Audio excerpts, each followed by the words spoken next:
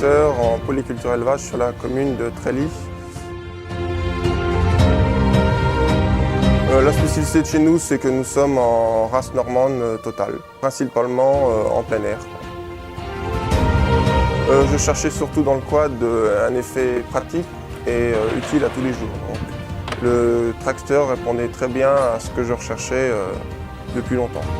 Le but était de changer mon ancienne machine qui tourne à peu près à 3500 km par an sur une machine plus puissante, toujours pour monter un petit peu en gamme. Du fait est aussi qu'il avait un gabarit pour 3 places. C'est même plus pratique que d'avoir une voiture de ferme ou d'avoir un 4x4. On peut aller aussi bien dans le champ que sur la route. C'est tout de suite accessible et puis ça ne craint rien, quoi.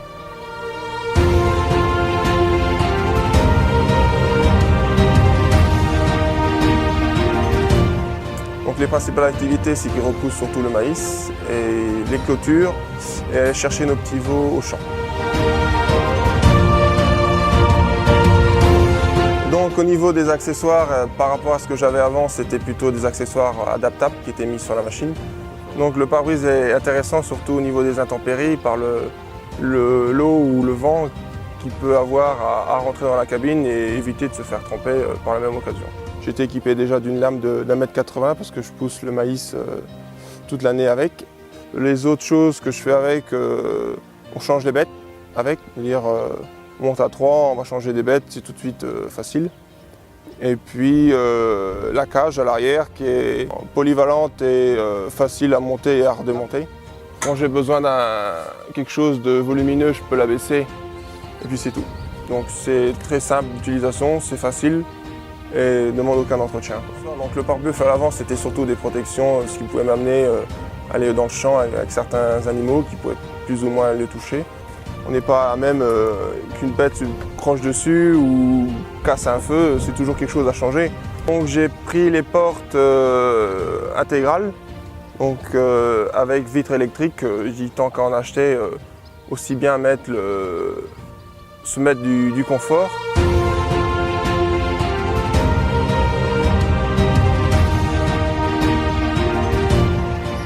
Donc avant j'étais en Polaris Ranger.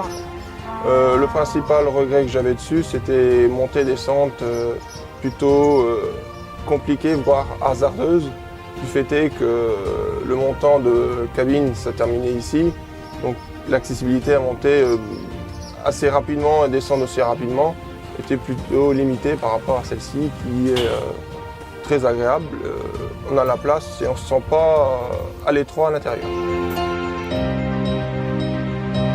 Que je fais déjà 1,92 m, on est tout de suite facile d'accès, bien assis.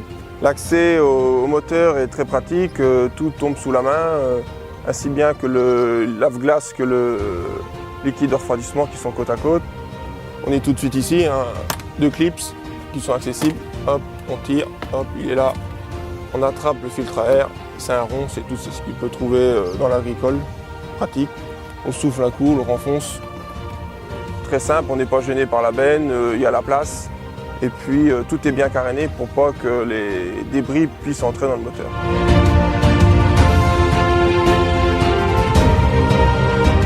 La puissance n'est pas forcément le critère que je recherche. Je cherche surtout une capacité de traction.